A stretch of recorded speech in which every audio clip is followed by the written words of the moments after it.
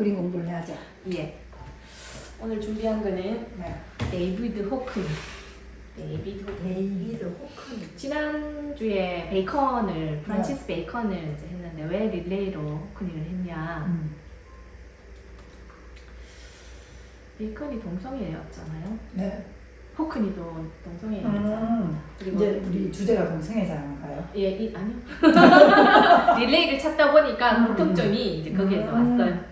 오고 같은 영국 사람이고 1937년에 네. 요크셔주의 브래드퍼드라는 지역에서 태어났어요. 뭔가 색상이 야수파의 색상인데. 맞아요. 색상은 마티스 색상이죠. 영향을 입었는 건 확실합니다. 거기가 배경이 날씨가 영국 날씨는 기본 우중충하고 비가 그렇죠. 많이 온다는 날씨 중에서도 요크셔 같은 경우에는 선생님 에밀리 브랜데의 폭풍이 언덕 그 배경을 생각하면 거기가 요크셔였어요? 네, 요크셔 배경이요.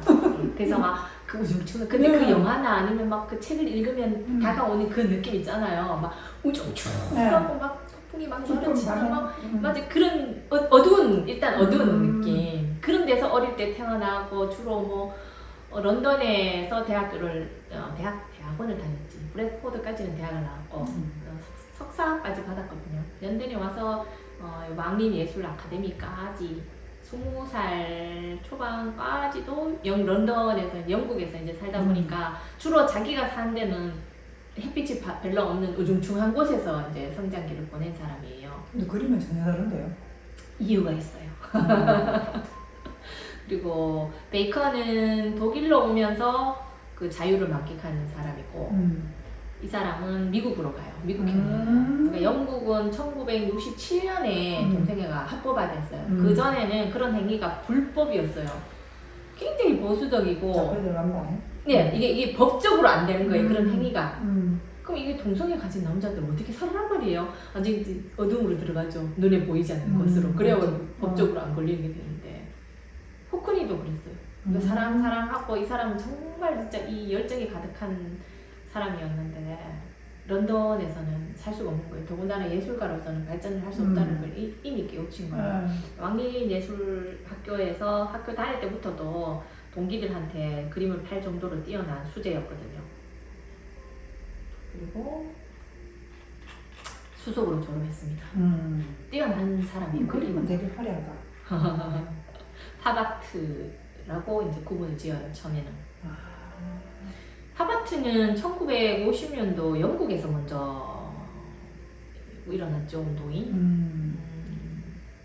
그 다음에 1960년도에 미국을 이게 그러면 아이패드로 그린 거예요? 아이패드는 또 요게 이제 대표적인 아이패드 그림이에요.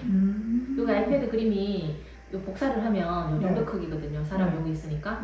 이게 제가 알고로는 3천 몇백만 원으로 낙찰을 받았다. 그러니까 호크니 이름값이죠. 딱히 그림은 뭐 보죠? 네, 왜냐면 아이패드 기계적인 거니까 단지 펜으로 이제 호크니가 그렸다는 것 뿐인데 이름값이죠, 네. 솔직히.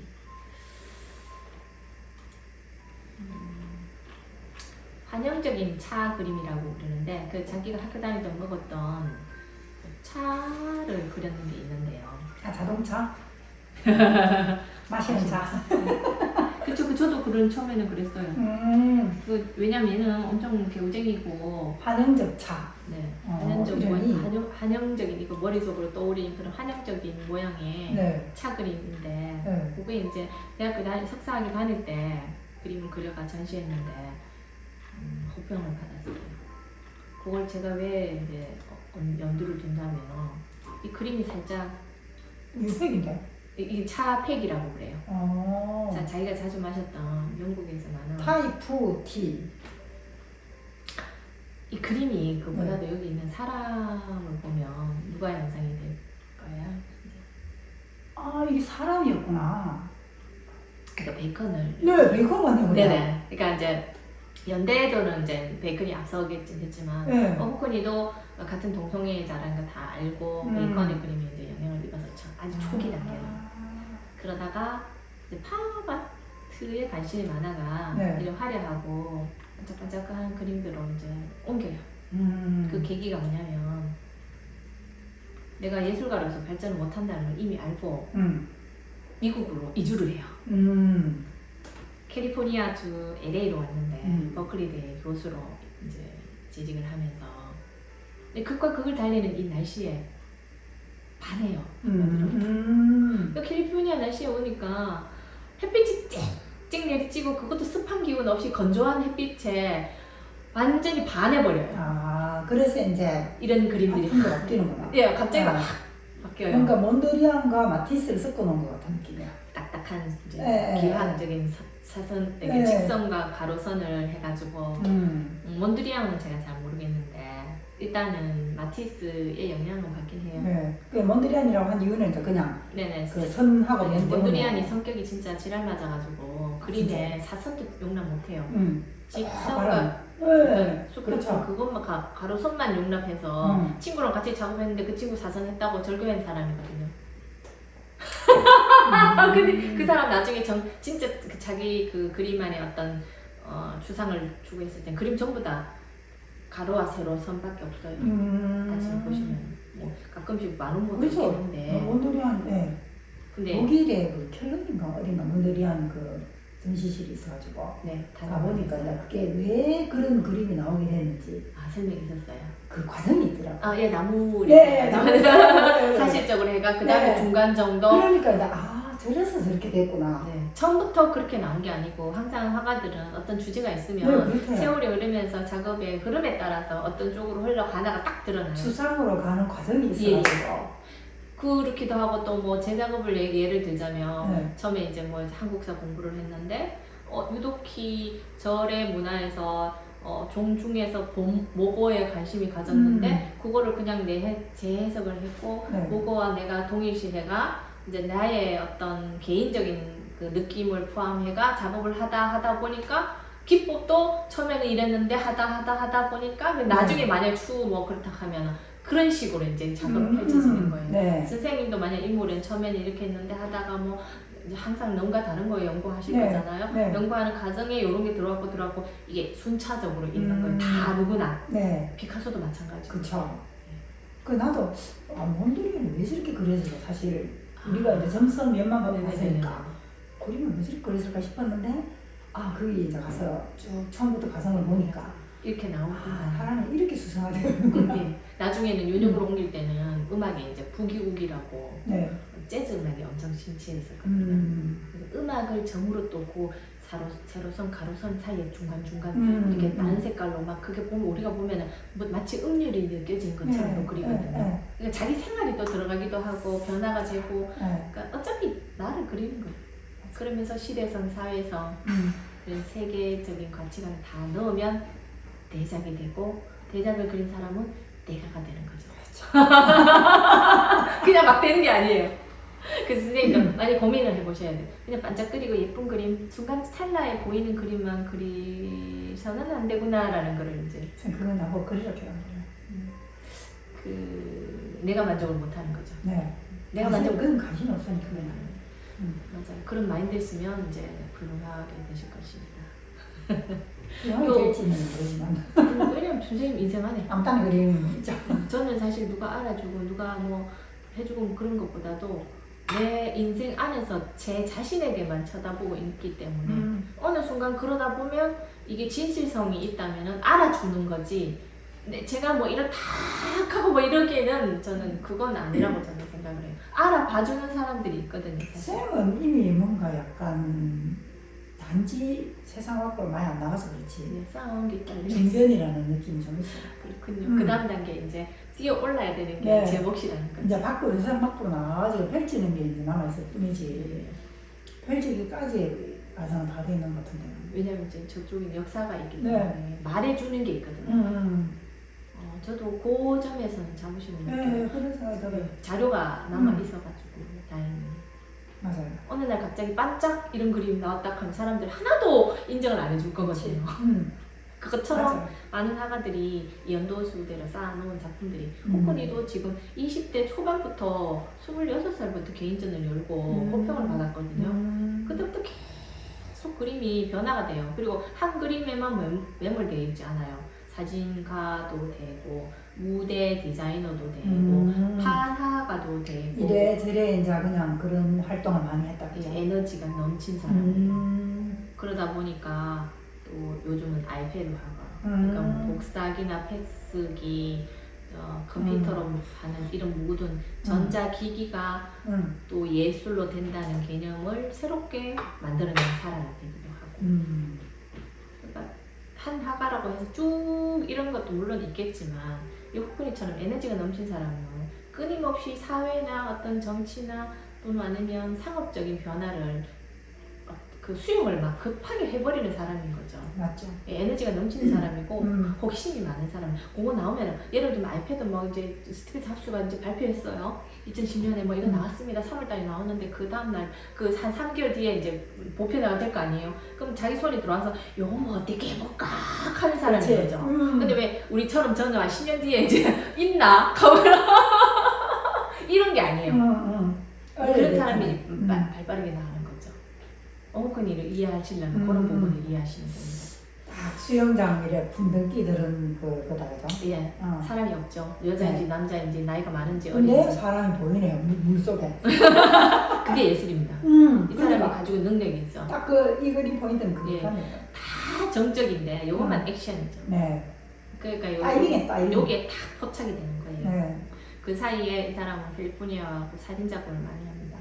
사진가로서 활동을 먼저 했는데 포토 콜라주라 그래가지고 포토 콜라주. 예, 콜라주를 하긴 하는데 사진을 여기저기 여러 장을 찍어가지고 네. 한 화면에 조합을 해요. 음. 그러면 약간 피카소의 입체파 같은 느낌. 그리고 아까 저 위에 뭐 피카소 그림 비슷한 거 있던데. 네, 피카소. 여기도 있네. 예, 요런 거, 예, 맞아요, 맞아요. 네. 이게 이제 입체파의 영향을 입은 거예요. 제가 이제 사진 작업을 보여드리려고. 지금 사진 작업하고 무대 작업을 제가 뺄라 했는데 뭐 언급을 했기 때문에. 아 괜찮아요. 이것저것 다 하면 되죠. 어차피 이 사람이 작업을 다 했기 때문에 네. 이제 캘리포니아 길 그러니까 도로에 아우토반적인 그 도로에 반해갖고 여기 사진이 하나 다 찍어갖고 콜라주 한 거예요. 요거는 좀 덜 드러난데 인물은 이제 완전히 콜라주 했는 것 같은 느낌이 달아요. 그 호크니한테는 대표적인 게 이게 제목이 더 큰 첨벙이거든요. 더 큰 첨벙이라고 아 이게 수영장이 아니고 더 큰 첨벙이 제목이에요. 더 큰 첨벙이나 아니면 더 큰 풍덩이라고 해서 하기도 해요.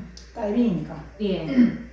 이거는 어떻게 나뉘어요? 아까 이제 굳이 제가 요코쇼의 날씨를 얘기했던 게 뭐냐면 이 LA의 날씨를 제가 언급을 해야지 이 작품이 나왔다는 걸 알 수 있는 햇빛이 쨍쨍 내리치는 이런 곳이다 보니까 영국에 살다가 LA 오니까 전부 다 낮은 집에 풀장이 하나씩 다 있는 거예요. 이건 신세계예요. 이 호크니한테는. 이야 이거 그걸 이 사람들한테는 일상인 거죠. 아주 당연한 거고 집마다 풀장이 하나씩 다 있고 풀장 있으면 당연히 집에 들어가면 샤워장이 하나씩 다 있는 거죠. 신기했어요 호크니한테는. LA에서 태어나고 자란 사람들은 뭐 그거 일상인데 이 사람한테는 막 너무너무 신세계였던 거죠. 일상에 아무렇지도 않고 평범한 거를 호크니는 한 그림의 소재로 탁 포착을 한 거예요. 사진에서 가져온 거예요. 커터 찍은데 자기가 영감을 얻은 거죠. 거기다가 이 그림 방법은 이게 25m 정도 엄청 커거든요. 대작이에요. 대작인데 이거를 페인트 롤러 있죠. 롤러 페인트 칠할 때 하는 롤러로 밑에 거 위에 거 건물 뭐 이 바닥 이거 다 롤러로 워낙 크니까. 네, 매크하게 자기만의 어떤 또 그림을 움직이는 조금 이따 보여드릴게요. 무시하게 큰 대작을 그려요. 그러니까 대작 스케일의 사람들이 다 이제 주목이 되는 거죠 작품에. 소재 자체는 이제 점점 나이 들면서 약간 제 입장으로서는 단순한데 그냥 풍경화 같거든요. 그냥 풍경화 같거든요. 대작을 그리려고 하면 복잡하게 그리기가 힘들거든요. 조금 더 보여드릴게요. 그죠? 네. 요거는 이제 왜냐면 호크니 대표작이니까.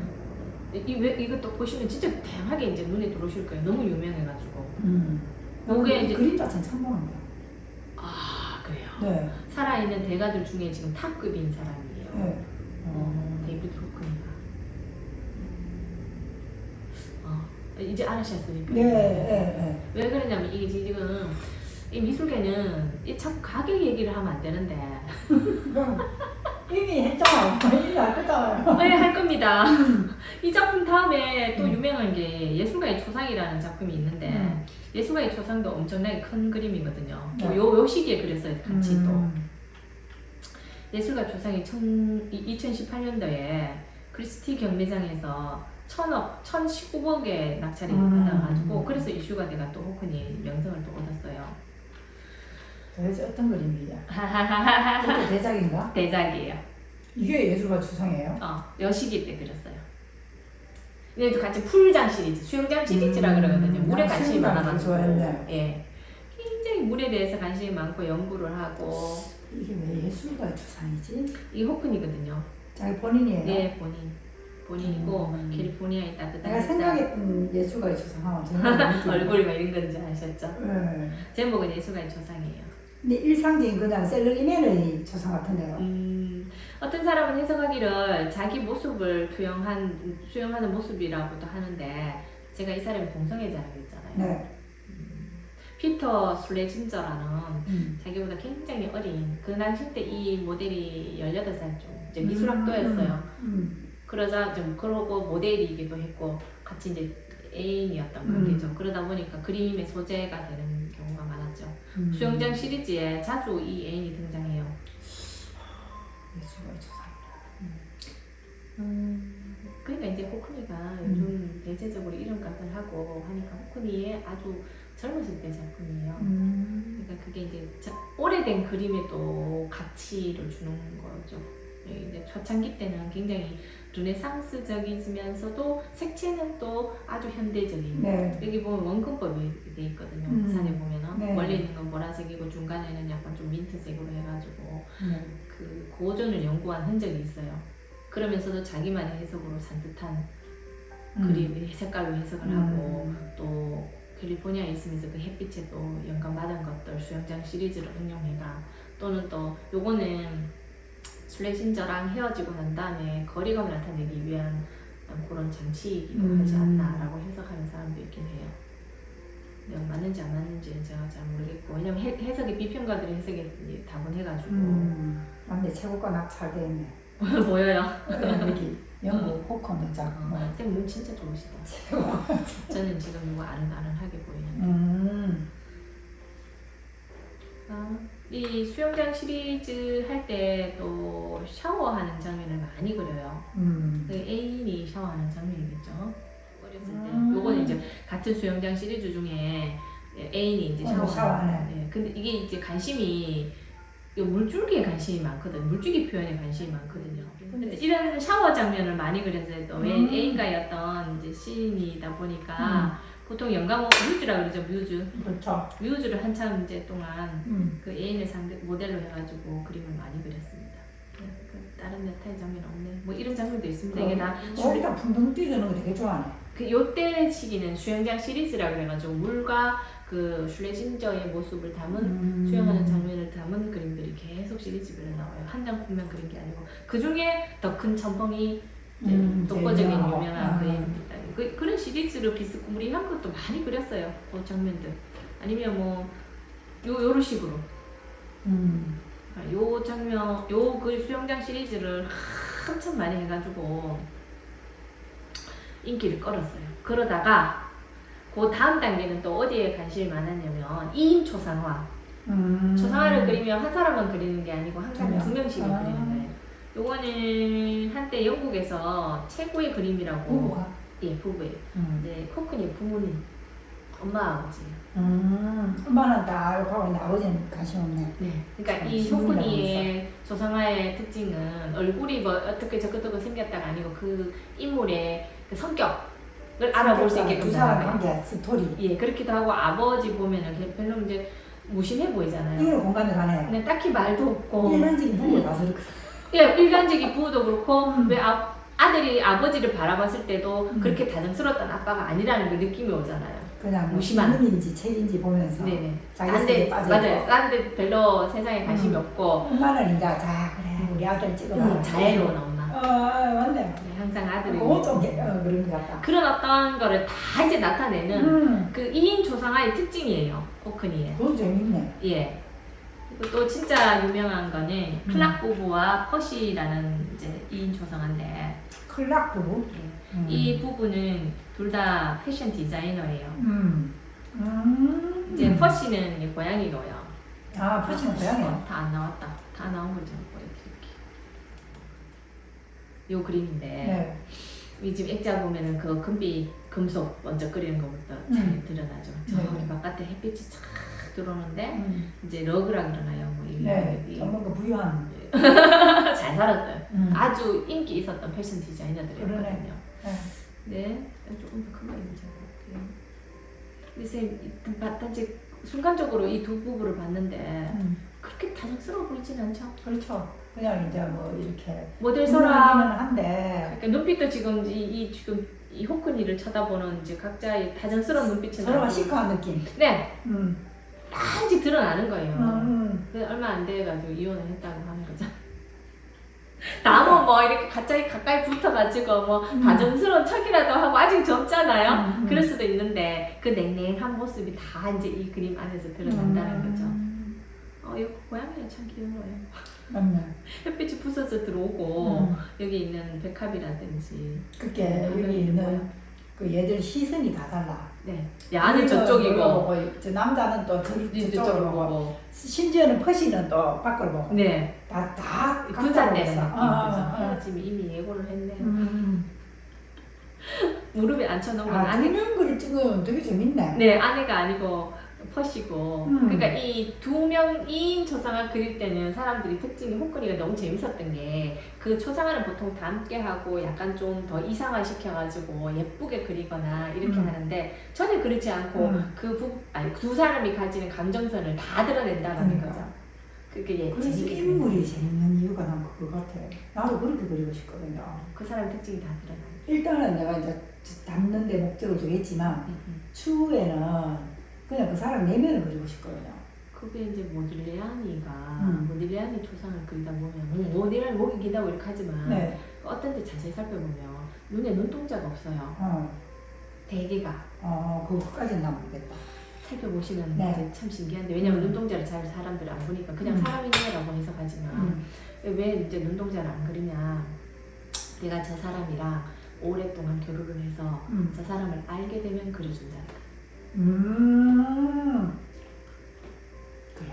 나 그 얘기에 반했어요. 뭐 그런 느낌. 그거 좋은 것 같아요. 맞아요. 그 사람의 스타일, 모딜리아니의 스타일이긴 한데 근데 사람들은 다 그릴 때 눈동자가 있어야 된다고 생각했지만 이 사람은 내가 그 사람의 내면의 세계를 알지 않은 한 내가 또 그 사람이 뭐 어떤 사람인지 알지 않은 한은 나는 눈동자를 안 그리거든요. 눈동자를 그릴 수가 없겠네.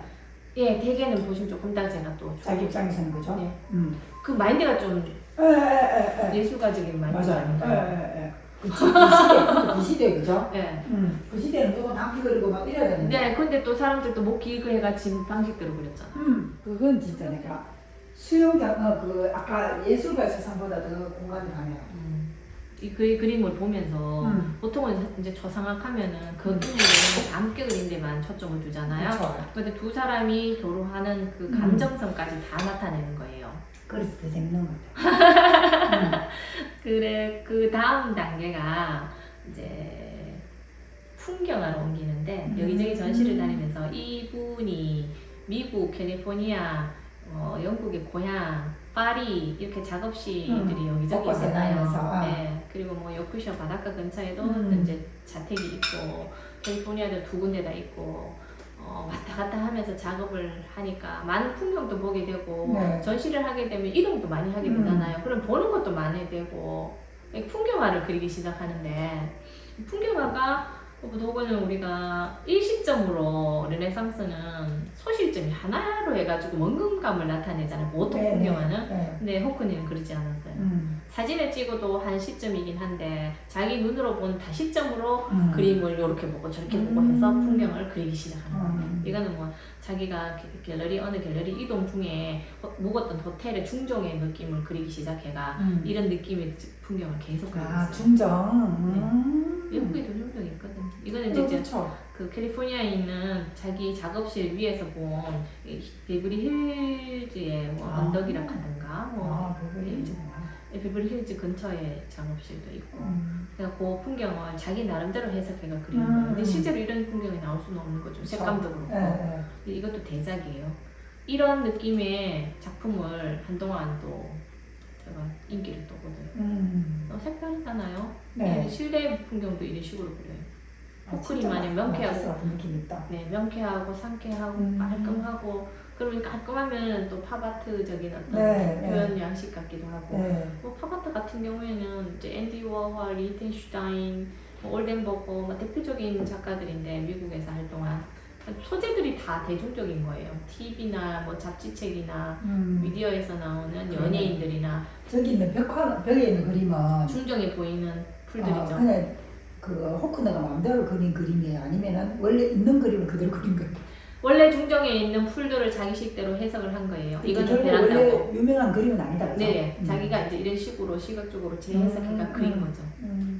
그래서 대중적인 요소를 그리면은 대중들이 가깝게 다가갈 수 있죠. 해석을 하고 싶고. 그렇죠. 네. 주상이 이미 가지고 있었던 고전에 있었던 주상 표현주의에 사람들이 자칫을 좀 하여 뭐 아유 그런 거 말고 우리 대중이 다 아는 거 그리자 해서 이제 팝아트가 등장을 했거든요.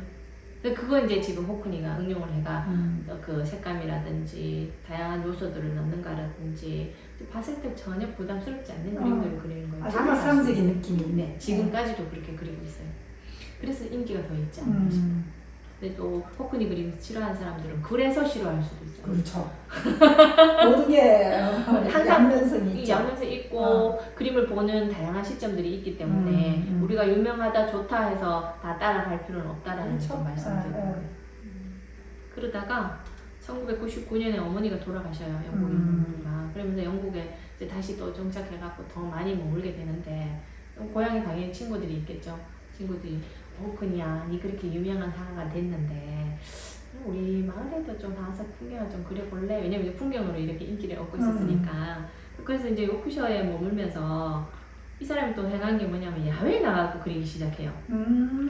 야외는 인상주의자들이 튜브에 이제 용기가 나오고 이제 휴대하기가 좋아가지고 마침 그때 또 기차도 있어가지고 이동하기도 좋고 애가 이제 하나 들고 가갖고 햇빛이 부셔지는 야외에서 그리는 게 이제 인상파에서 있었던 일인데 이렇게 현대에 와서 야외에 나가서 그리는 화가들 잘 없었거든요. 그렇죠. 근데 이 대가가 노구를 이끌고 야외에 가서 그림을 그려요.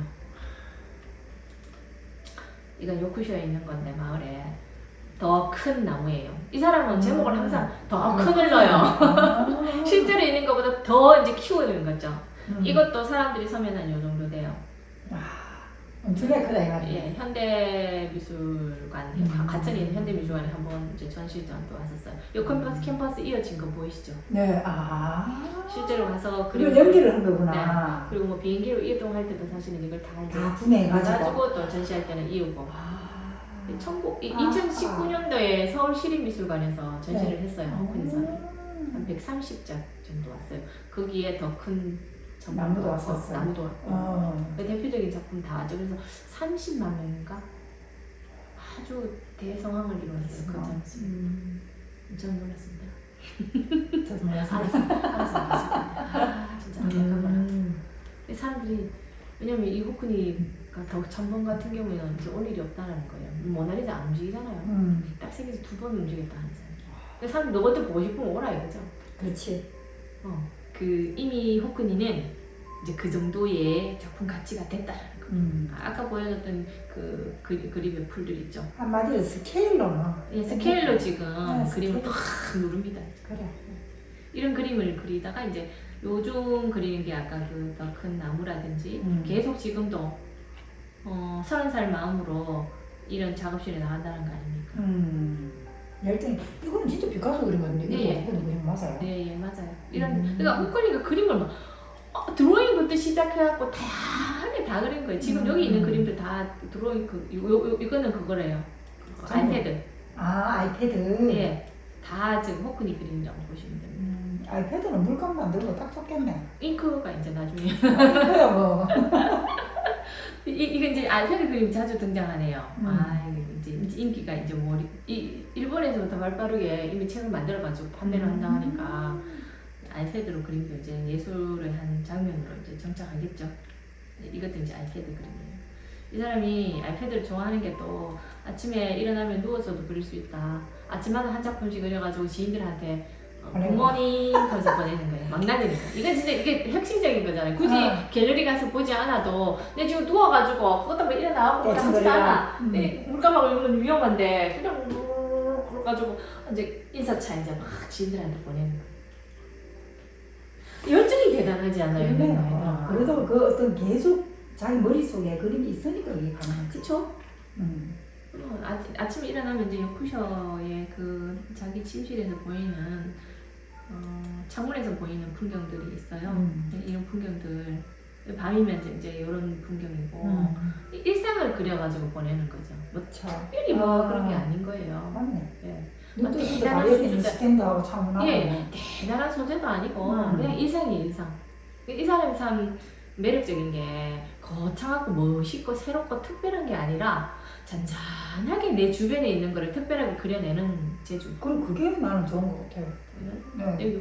요쿠셔 가면서 제 나무도 사실 고향 마을에 맨날 뭐 오며 가며 봤을 텐데 그걸 또 더 큰 나무라고 해가지고 키워가지고 또 작품하니까 세계 사람들이 와 하는데 솔직히 저런 풍경은 누구나 그릴 수 있는 거 아닙니까?